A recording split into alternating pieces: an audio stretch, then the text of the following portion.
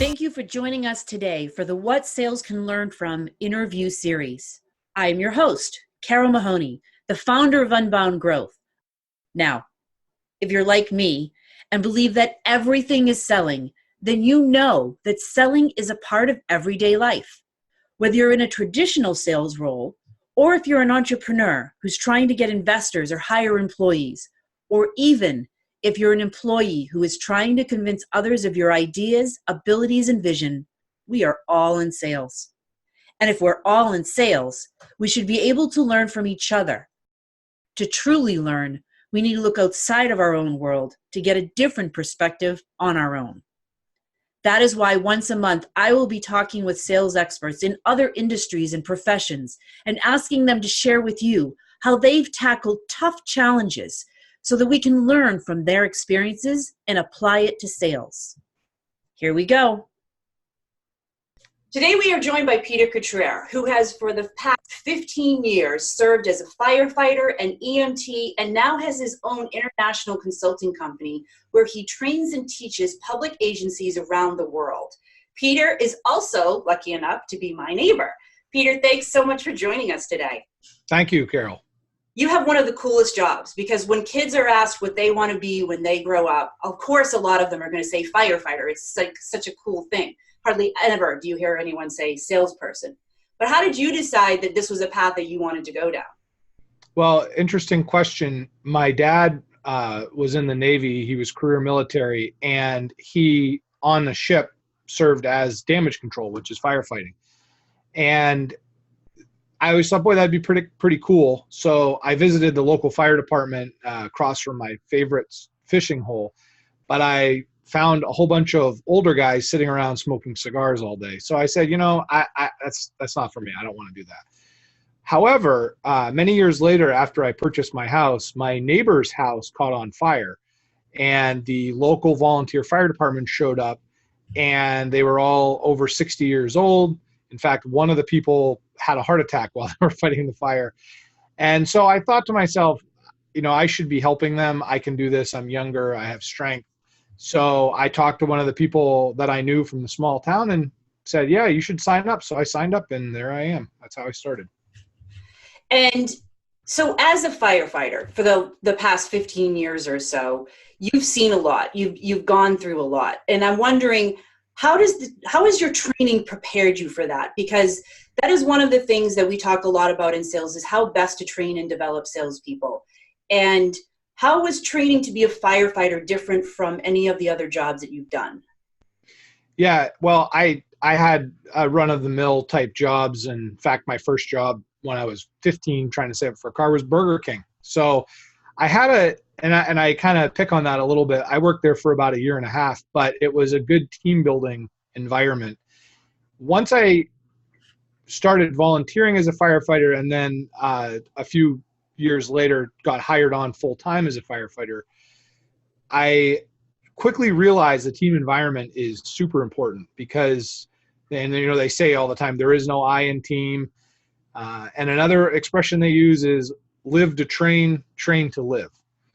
So in a firefighting environment, which is a very high risk, low frequency event type environment, training is vital for you to live. You have to train because there's going to be situations you get into that you have to almost involuntarily, just like breathing, you don't think about it, you're going to revert back to your training, and that training is what's going to save your life. So what do you mean by low frequency? So firefighting is a high risk, low frequency environment. So the situations you get called on, such as a house fire, really don't happen that much, but the level of danger is at the very top. So with high risk, high frequency, if you're doing something all the time and it's dangerous, you can get used to that level.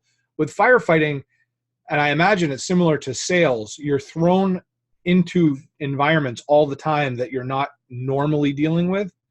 And sometimes it can be very difficult to deal with. And so with firefighting, these high risk events, such as a house fire, when you're inside a building and it's on fire, it doesn't happen every day. It doesn't happen every week. It may only happen once every couple months. but you're in that environment and it's very dangerous. So you have to train, because your training is what's going to help you do things automatically without even thinking. Yeah.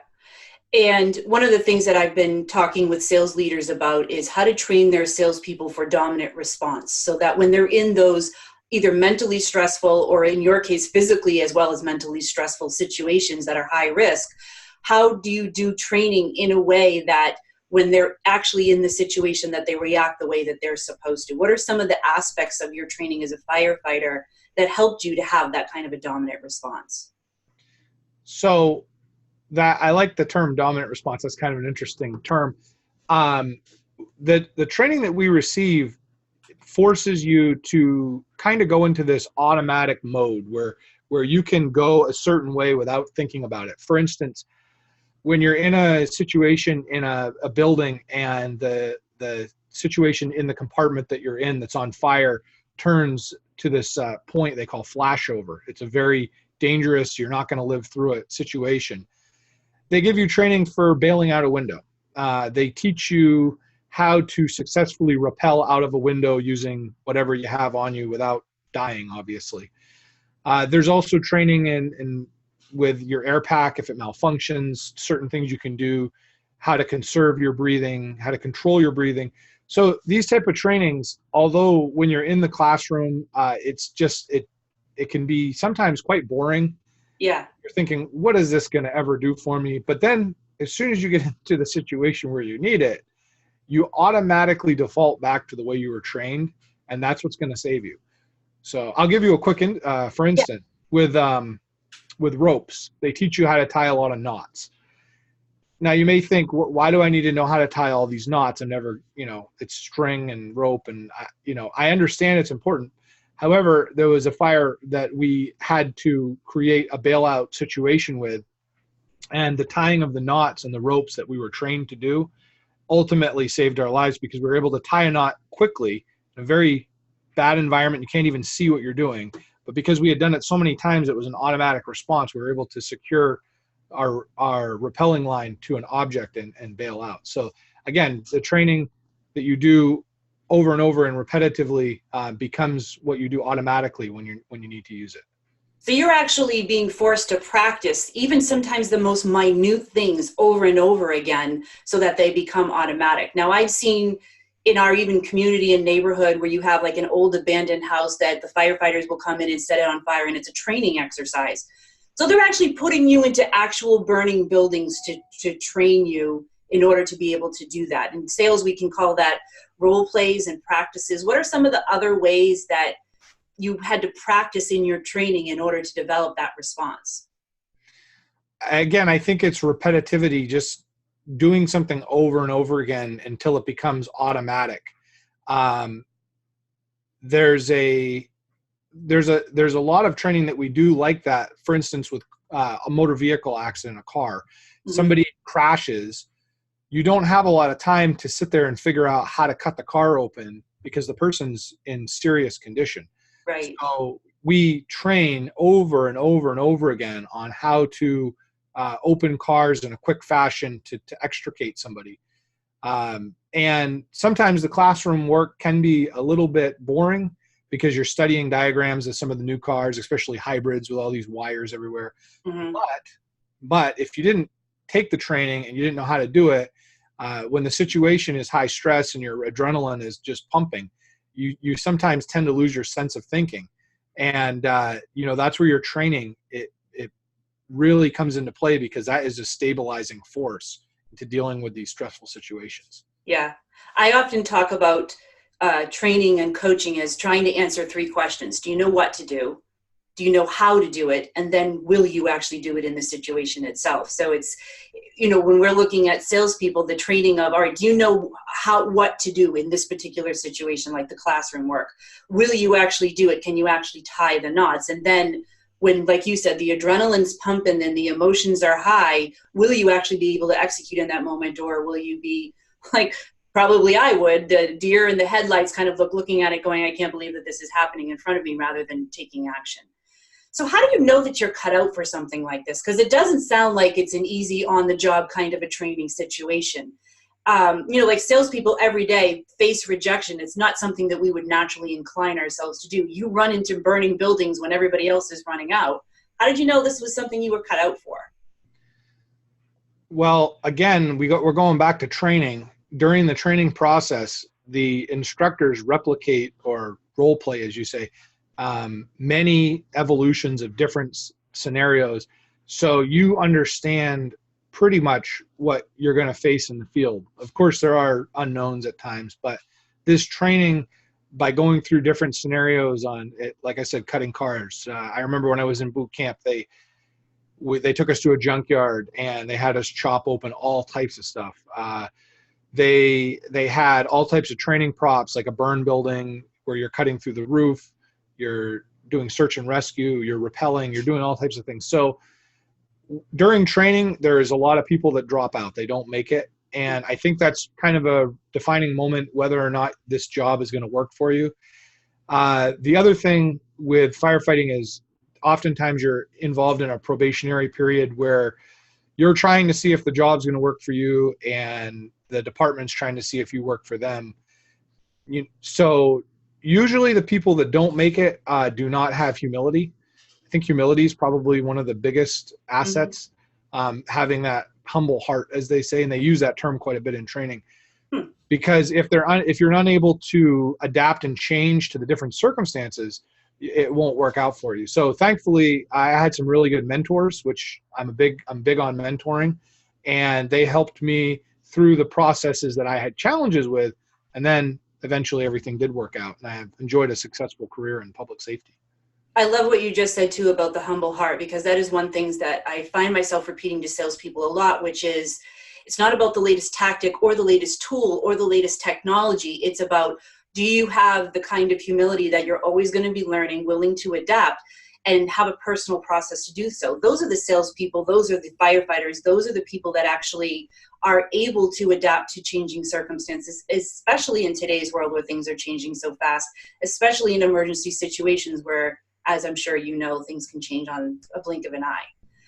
So tell me a little bit about how you manage the emotions of the job, because even in sales, it's a lot of times the things that happen in your head are going to impact your behaviors. You see a lot, you go through a lot. How do you personally manage those things? That's a great question. Actually, stress and even PTSD is a big problem in the emergency services field. Unfortunately, a lot of firefighters don't deal with the stress correctly, and they turn to substances and alcohol and things, and it just creates a lot of problems. It's important to have an outlet for your stress. So, everybody's going to have a bad day, whether you're firefighting or you're selling. You're going to have a bad day, and there's going to be things that you deal with. Personally, I think of some of the calls I've been on where a child has passed away in the call, and it's very difficult to deal with and process because we're humans. Right. I'm a father as well, and I understand the grief that this person might be feeling, and you're always asking yourself, did you do everything you could?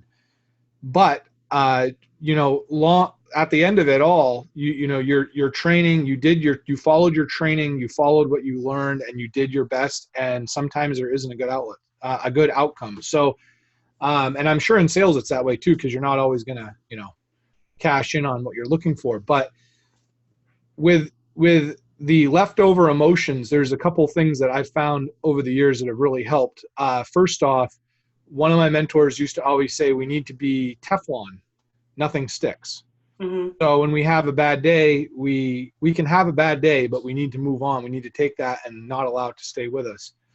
The other thing that a mentor suggested is trying to find an outlet, something to do with your time when you're not feeling your best. So for instance, what I did with my time was I started working on motorcycles, and I actually created a YouTube channel, #backdraftbikes, if you're interested in checking out my channel. But we do reviews on motorcycles and parts and things, and I found it to be a very enjoyable hobby. I've got some followers and stuff, and it's fun, and it's a good way to relieve the stress, because everyone has to unplug at some point. You can't live your job at home, because if you do, you're going to go crazy and you won't have a family left. Yeah, I think that's so important for not only salespeople, but sales leaders and managers to remember, is that we are not dealing with machines. We're dealing with humans who need to have some way to relieve that stress and that outlet. And it's actually, I think, for sales leaders, and you've maybe even seen this in the fire department, there's ways to have outlets that are even at, team building exercises, as you mentioned, that, there's a real collaboration there. A lot of people going through the same things. I know I have some other firefighter friends of mine that and their favorite thing to do is to go out into the wilderness, go rafting, do some kind of an extreme sport, and then, and they sit around the campfire and they talk about these things, and they make each other laugh. It's an outlet for them, whereas I listen to some of the stories that they tell and I'm horrified, but for them, it's like, this is their outlet.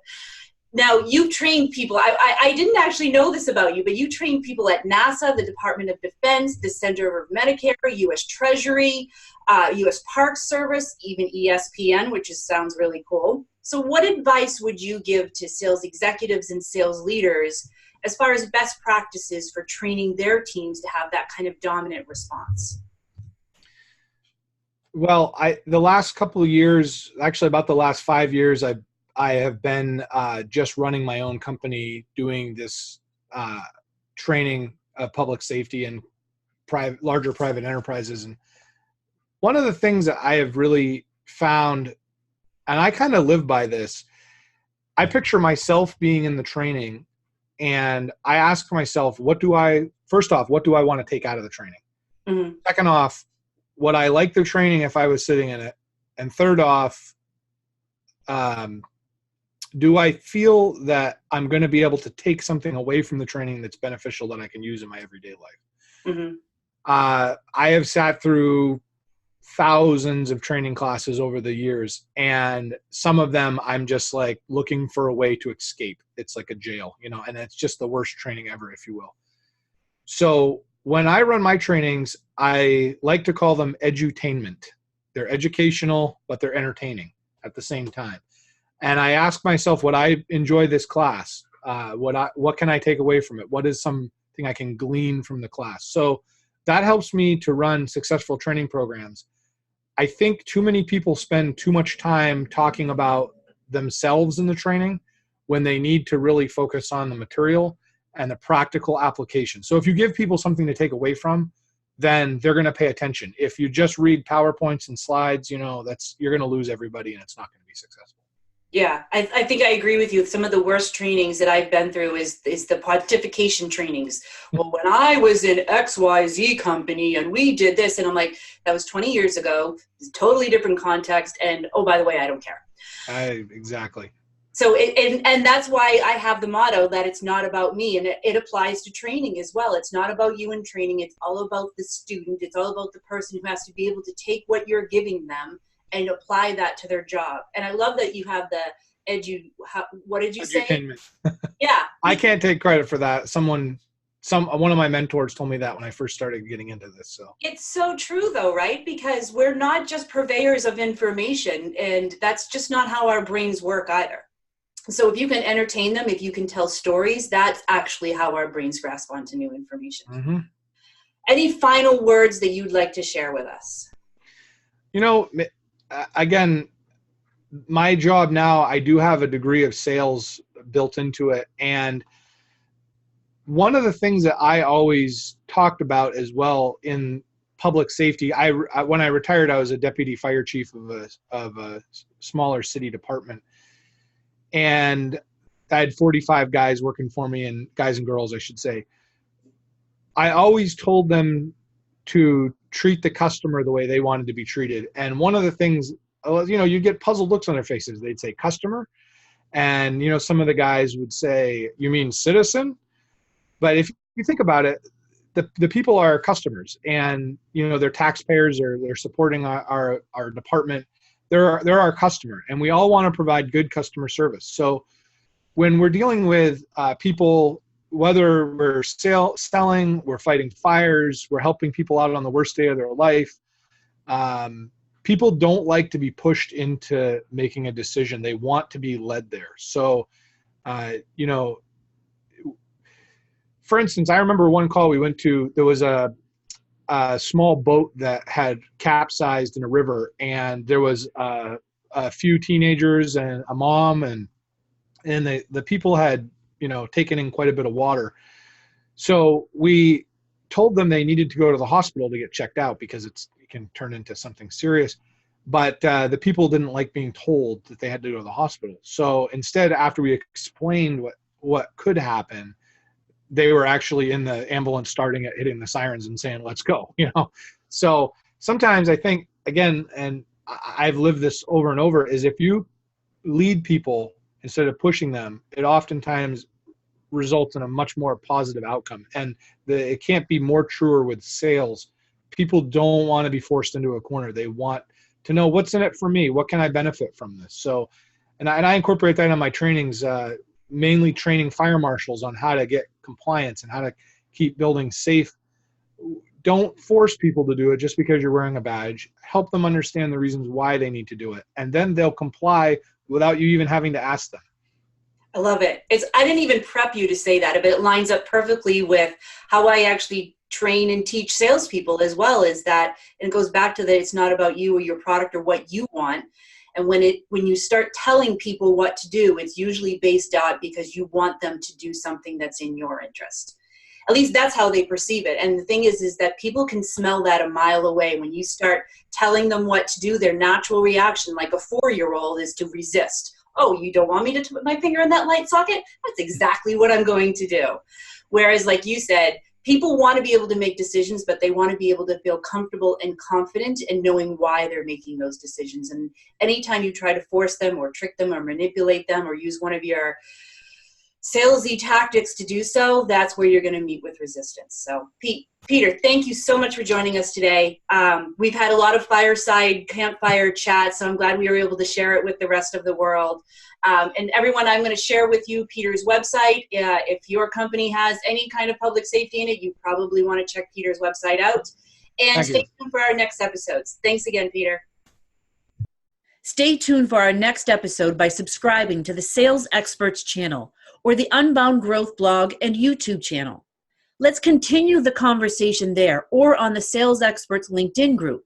Check the attachments for links to both and to follow our guests on social media and their websites. Until next time.